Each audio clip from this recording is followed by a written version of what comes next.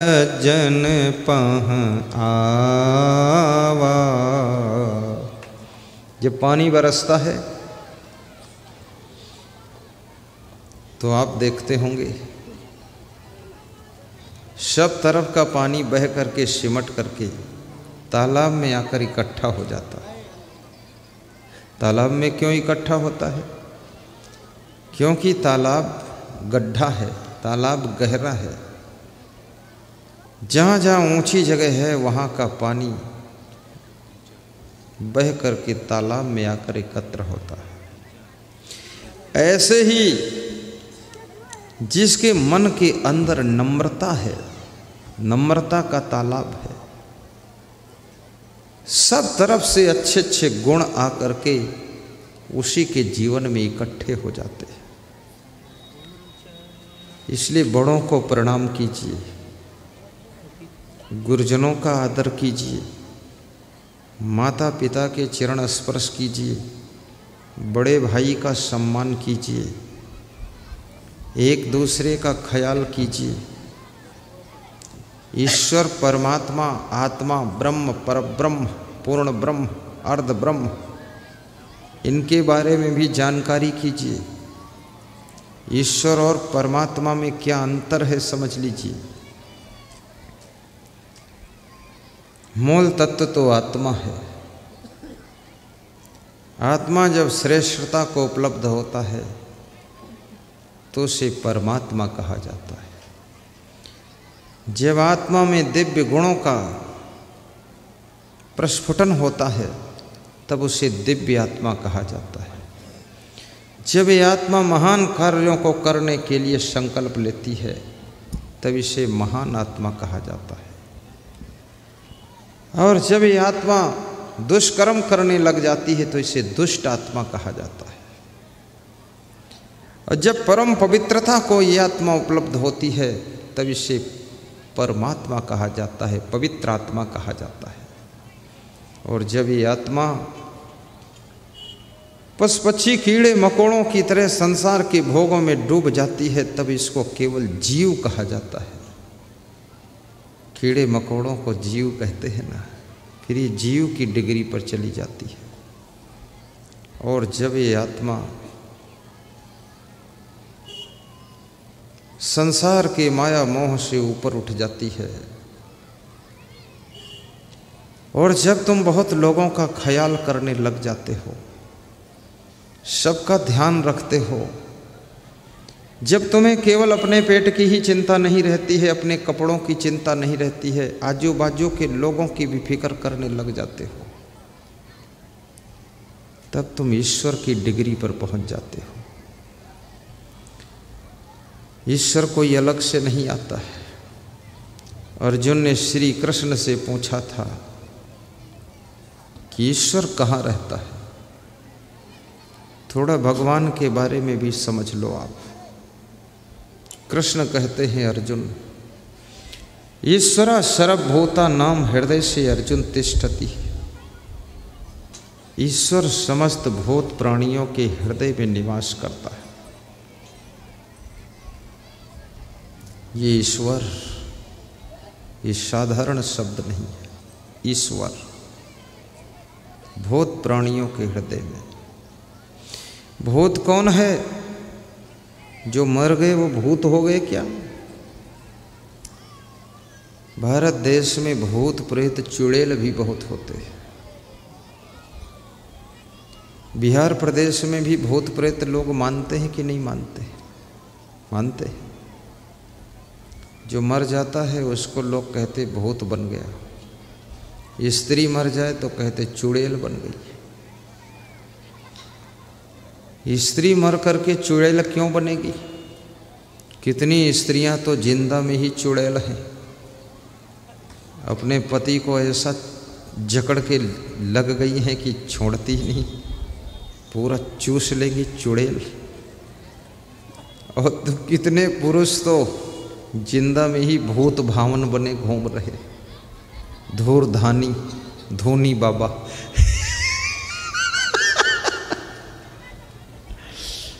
भूत प्रेत से कम नहीं है वह, कोई ठिकाना ही नहीं है। लेकिन भूत का अर्थ क्या होता है? भूत कहते हैं बीता हुआ, जिसको इंग्लिश में पास्ट कहते हैं।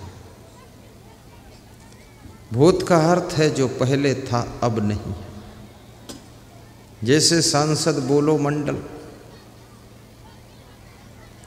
पहले सांसद थे अब नहीं, तो उनको भूतपूर्व सांसद कहेंगे।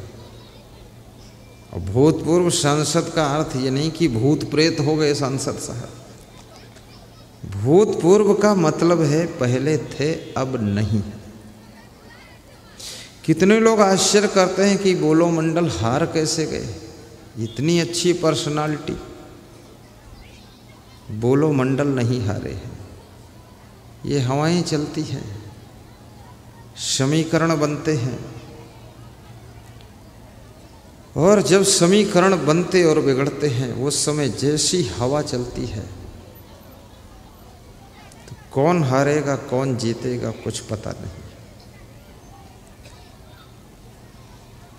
याद रखना, अभी दिल्ली में हवाएं चल गईं, 70 में कितनी सीटें मिल गई उसको। एक वहाँ केजरीवाल साहब बैठे, राष्ट्रीय पार्टियां धराशायी हो गई। केजरीवाल वाह वाह,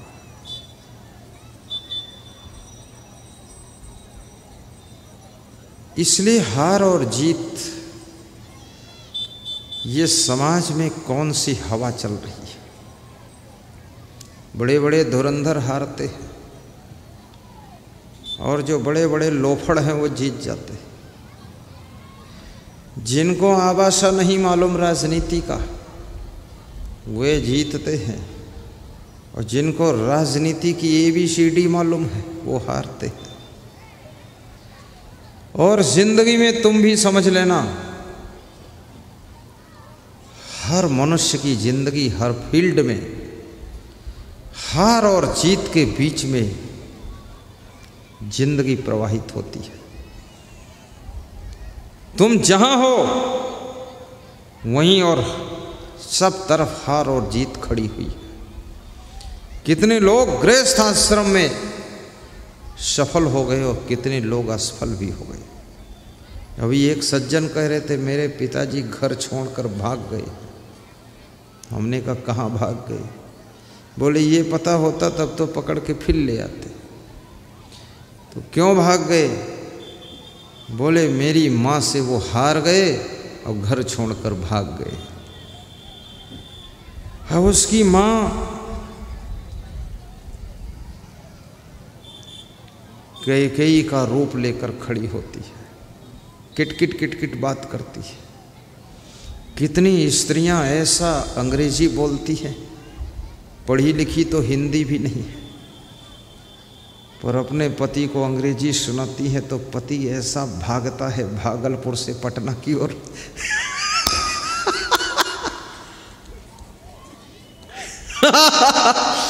मैं निवेदन करूंगा माताओं बहनों से, गृहस्थ नारी की शोभा पति के साथ में है। इसलिए अपने पति को भी संभाल कर रखो। और इस संसार में अगर सामान नहीं संभालोगे तो सामान खो जाएगा, बच्चे को नहीं संभालोगे बच्चा खो जाएगा, और पति को नहीं संभालोगे तो तुम्हारा पति केवल तुम्हारे नाम का पति रहेगा, तुम्हारे काम का नहीं रहेगा। इसलिए पति को प्रायः होटल में कम जाने दीजिए। जब पति होटल में जाए तो साथ में जाइए, होटल में देखिए क्या खाता पीता है। अगर पति होटल में बहुत जाता है तो एक दिन वो बोतल में चला जाता है, और बोतल के बाद फिर टोटल में चला जाता है, फिर वो तुम्हारा पति रह ही नहीं जाता है। इसलिए बुद्धिमान स्त्रियां होटल से भी स्वादिष्ट भोजन घर में बनाती है। अपने घर में स्वादिष्ट भोजन बनाओ, शुद्ध बनाओ, पवित्र बनाओ, टेस्टी बनाओ, समय पर बनाओ, टाइम पर बनाओ, और कोमल हाथों से परोस कर खिलाइए। इतनी मधुरता से परोसिए कि होटल में भोजन तो मिले लेकिन इतना प्यार स्नेह न मिले तो तुम्हारा पति होटल की तरफ नहीं मुड़ेगा, टोटल आपके पास में आएगा। जो स्त्रियां भोजन नहीं बनाती टाइम पर, भोजन बनाती हैं फिर परोसती नहीं हैं और अपने पति को बोल देती हैं कि तुम्हारा भोजन किचन में रखा है, परोस लेना, खा लेना, आई एम स्लीपिंग, मैं सोने जा रही हूँ। हाँ, नो डिस्टर्ब इंग्लिश में बोल दिया। बहुत खतरा है। अगर तुम्हारा पति अपने आप परोस कर खाएगा तो तुम्हारे से उसकी दूरियां प्रारंभ हो जाएंगी। और तुम्हारा पति यदि घर में भोजन नहीं पाएगा, होटल में खाएगा, तो धीरे धीरे तुम्हारे लिए उसके दिल में प्रेम खत्म हो जाएगा। इसलिए घर में भोजन उनको खिलाइए। और घर का भोजन सभी पतियों को समझना चाहिए। घर घर होता है, होटल होटल होता है। घर में जिस दिन तुम चाहोगे उस दिन तुमको खीर भी मिलेगी। और जितनी पवित्रता घर में होगी और जितना प्रेम से तुम्हारी घर वाली भोजन बनाएगी, तुम्हारी माँ बनाएगी, बहन बनाएगी, इतना प्रेम से होटल में कोई भोजन नहीं बनाता है। वो तो केवल पेमेंट के लिए भोजन बनाते हैं।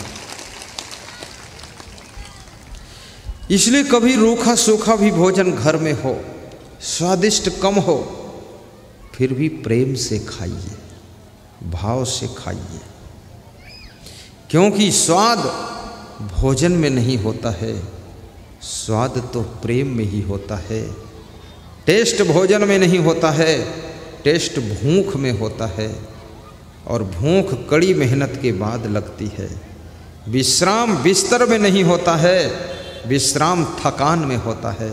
जब तुम थक जाते हो तो बिना बिस्तर के विश्राम मिल जाता है। जब थके नहीं होते हो तो डल्लफ के गद्दों पर भी नींद नहीं आती है।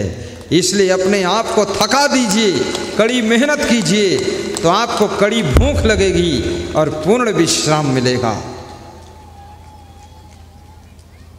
तो मैं आपको बता रहा था,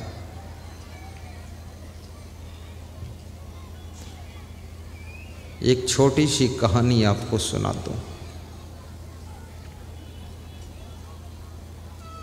किसी गांव में पति पत्नी रहते थे।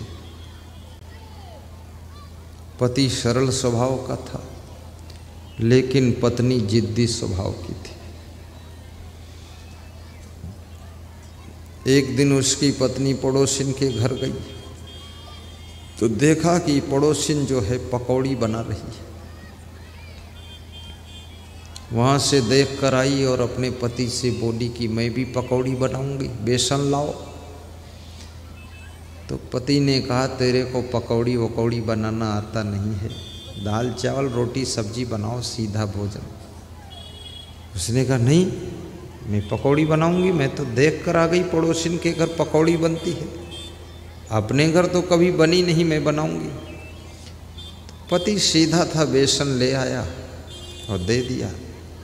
अब उसने बेसन घोला, पानी ज़्यादा डाल दिया तो बेसन का घोल पतला हो गया।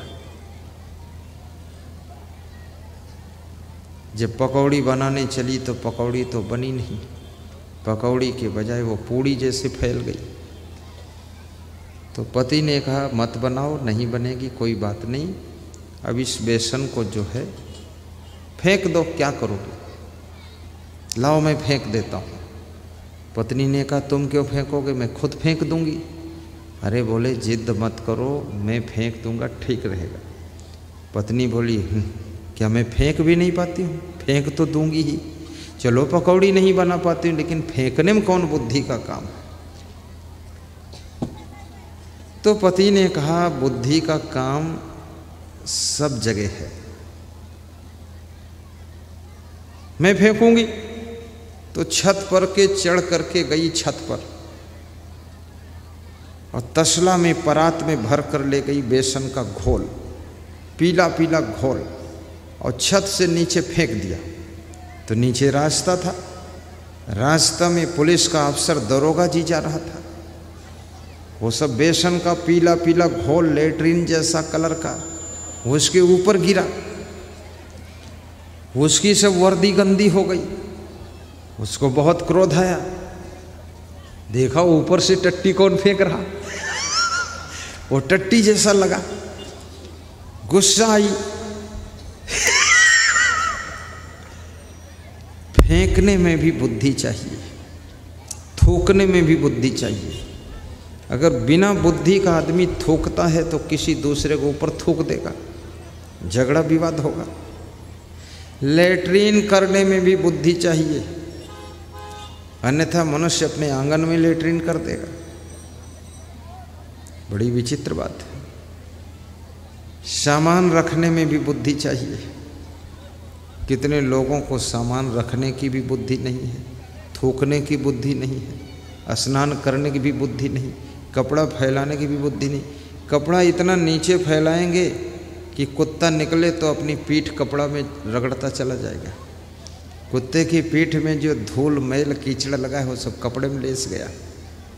अब बुद्धि होती थोड़ा ऊंची रस्सी बांधते। अब बुद्धू राम को कौन समझाएगा? रस्सी तुम्हारी, कपड़ा तुम्हारे, हाथ तुम्हारे, अब तुम्हारी रस्सी कौन बंधवाने आएगा? और जो आएगा तो उसकी सुनोगे भी नहीं, क्योंकि मूर्ख जो होता है वह अहंकारी भी होता है, दूसरे की सुनता नहीं। और दूसरे की सुन लेगा तो मूर्ख रह जाएगा नहीं, समझदार हो जाएगा।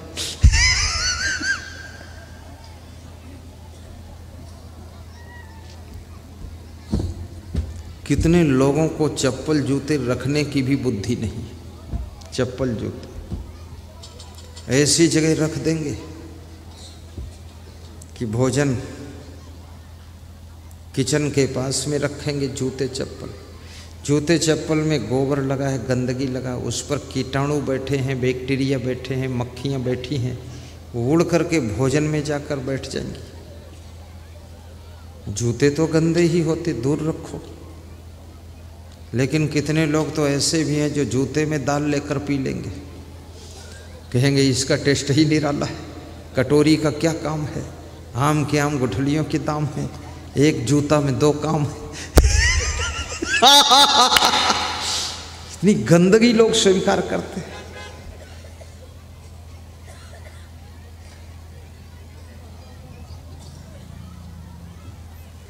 सफाई ही स्वर्ग है और गंदगी ही नरक है।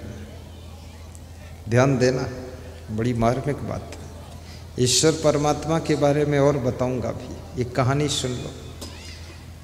दरोगा जी नाराज होकर के उस स्त्री के मकान के सामने द्वार पर आए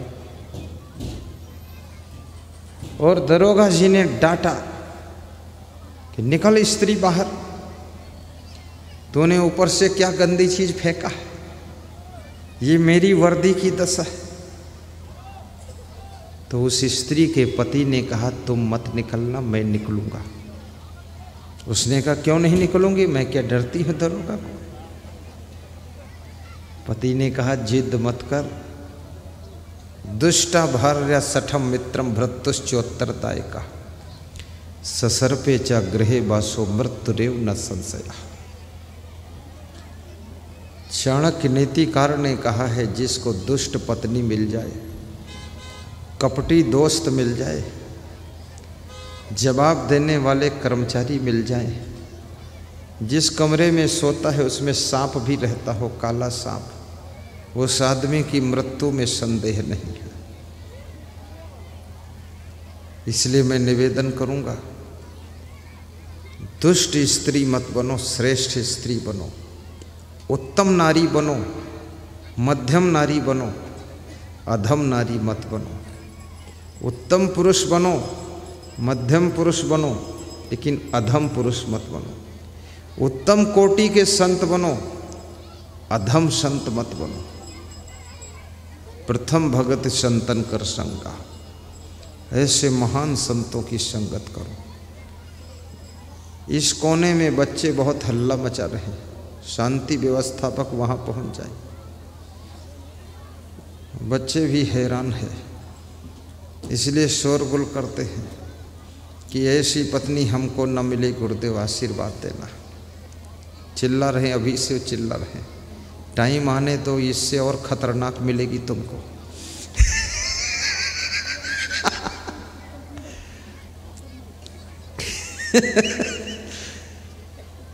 साहिब बंदगी बोलो।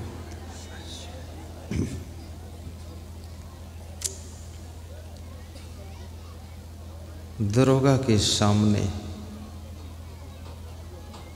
उस स्त्री का पति आता है और कहता है, दरोगा जी,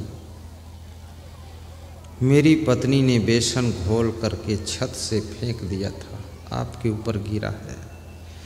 मैं अपनी पत्नी की गलती के लिए आपसे क्षमा मांगता हूँ, माफ़ करना। दरोगा ने कहा कि तुम महान हो, गलती पत्नी करती है और क्षमा पति मांगता है। वह पति महान होता है जो अपनी पत्नी की गलती को अपने ऊपर ले लेता है।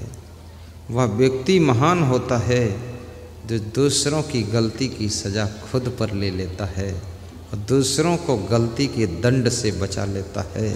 वो धरती का देवता होता है।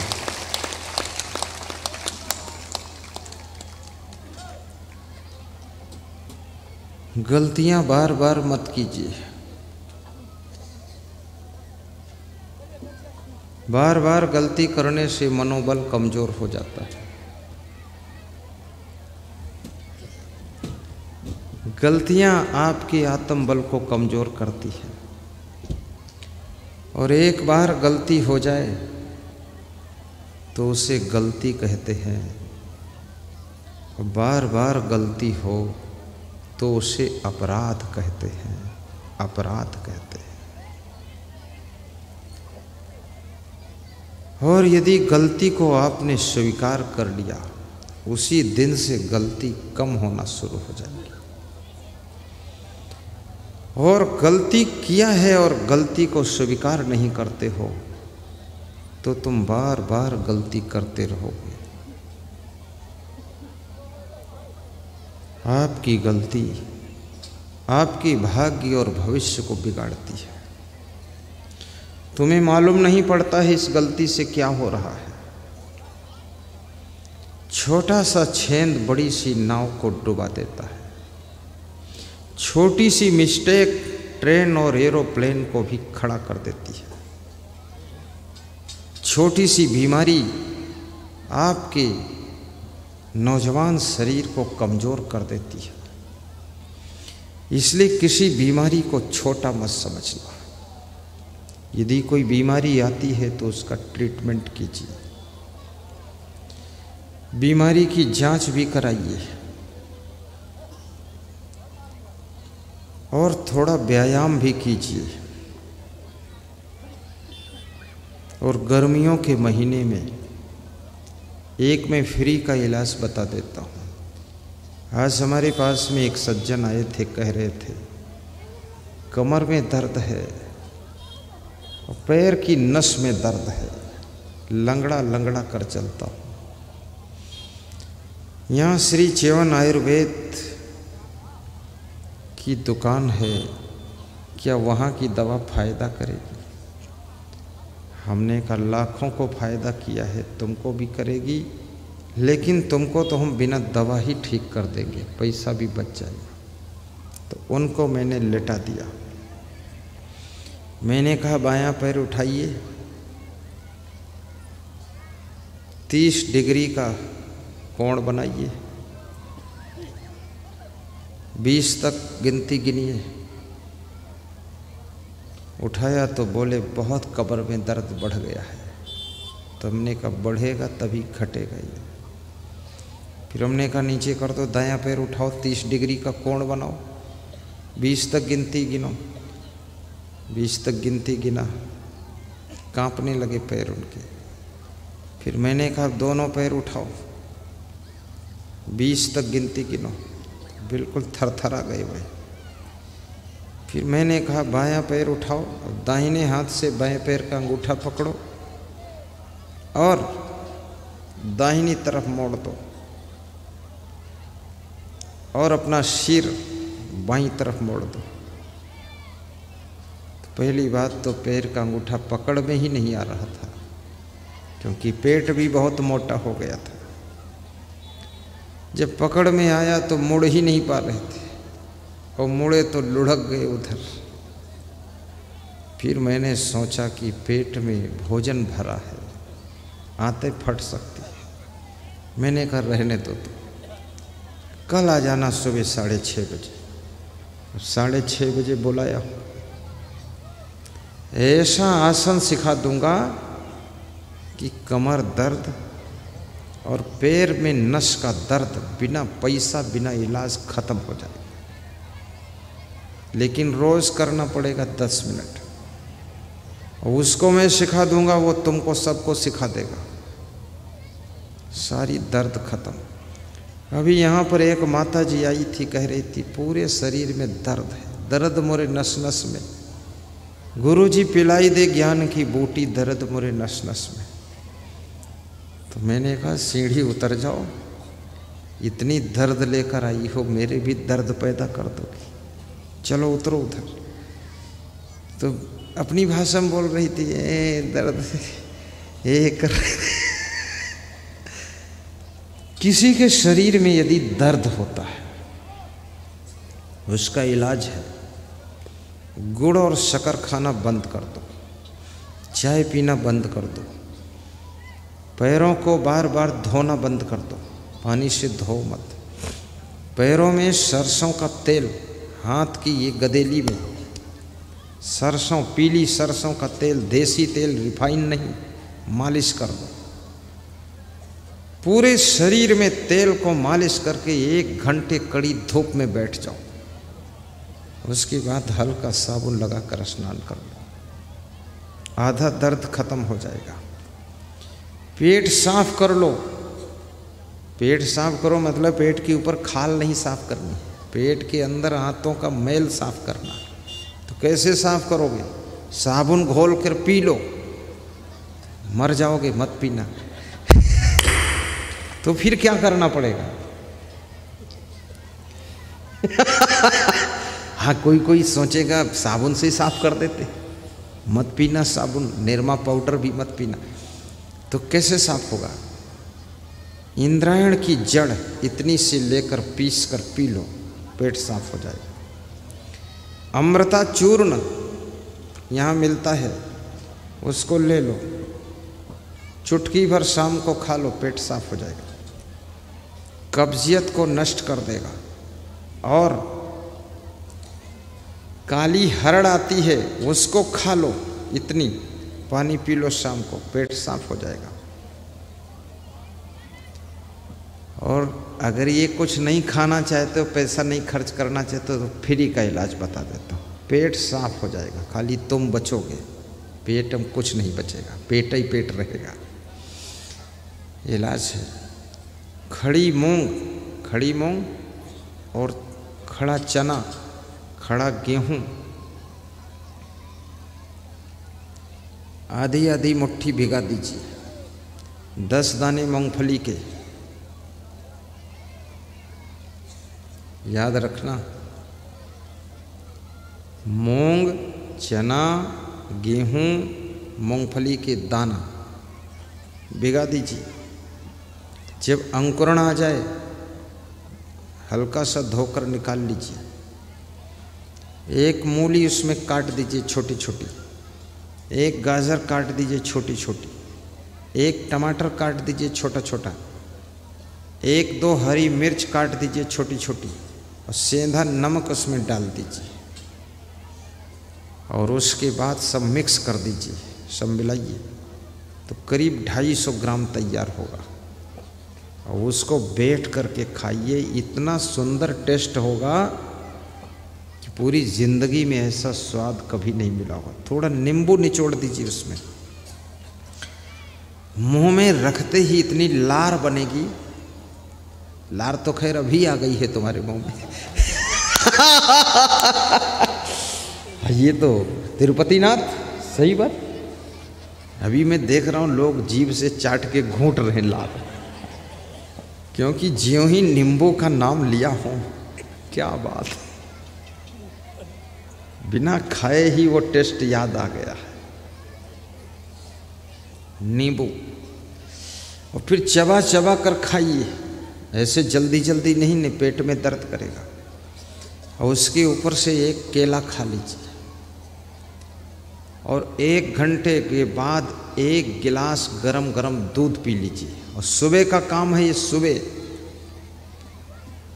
1 गिलास गरम गरम दूध पी लो, खूब खौला हुआ दूध, पका दूध। और उसके 2 घंटे के बाद घर ही में रहना, बाहर मत जाना। और शौचालय होना चाहिए, नहीं तो खेत में ढूंढते घूमोगे।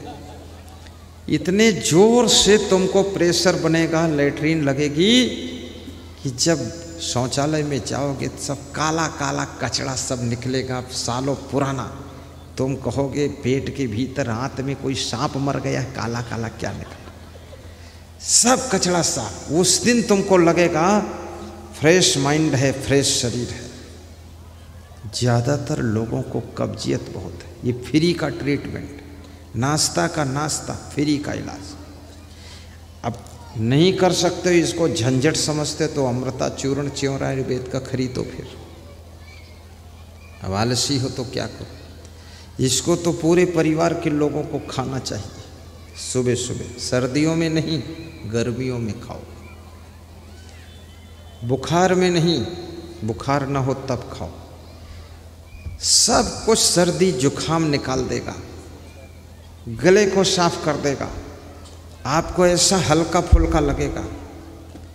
और याद न रहे तो यहाँ का प्रवचन जो है पेन ड्राइव खरीद लेना, उसमें मिल जाएगा। 100 घंटे का प्रवचन पेन ड्राइव मिलता है, 200 घंटे की मेमोरी कार्ड प्रवचन के मिलते हैं। और अपने घरों में संत महान पुरुषों के फोटो लगाना, ऐरे गैरे नत्थु खैरे, हीरो हीरोइन गधे वगैरह, इनके फोटो मत लगाना। अपने माता पिता का फोटो लगाकर दर्शन कीजिए। अगर माता पिता मर गए हैं तो ही लगाना, जिंदा मत लगाना, नहीं तो मर जाएंगे 2-3 दिन में। हाँ, जिंदा में संत महान पुरुषों का फोटो लगाया जाता है। माता पिता जब स्वर्गीय हो जाते तब उनका फोटो लगाया जाता है।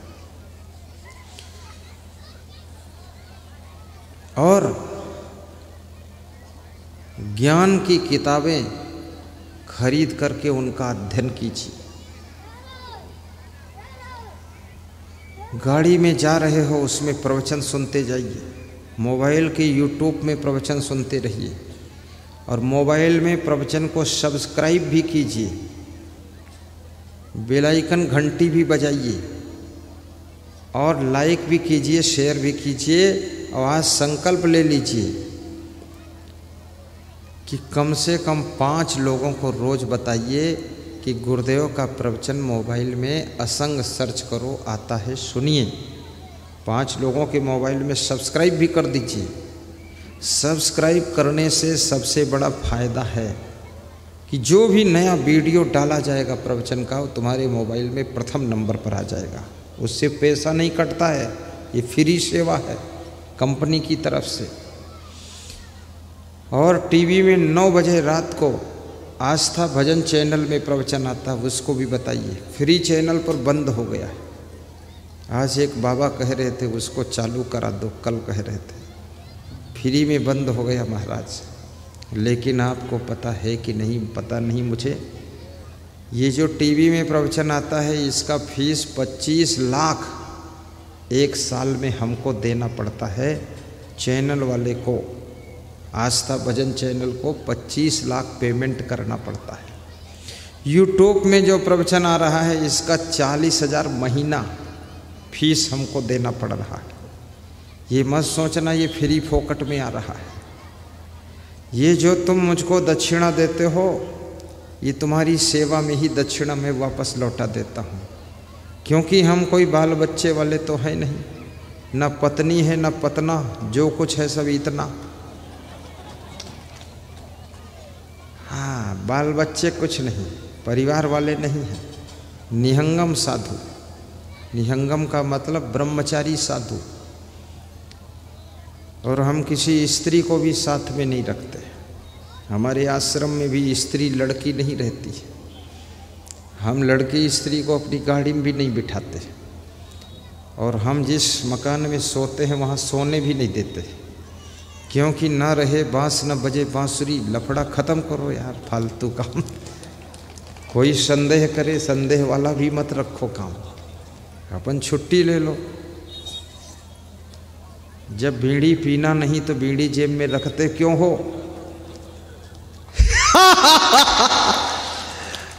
और जब सब त्याग करके आए हो बाबा जी, तो ये सब क्या बना रहे तिकड़म तुम?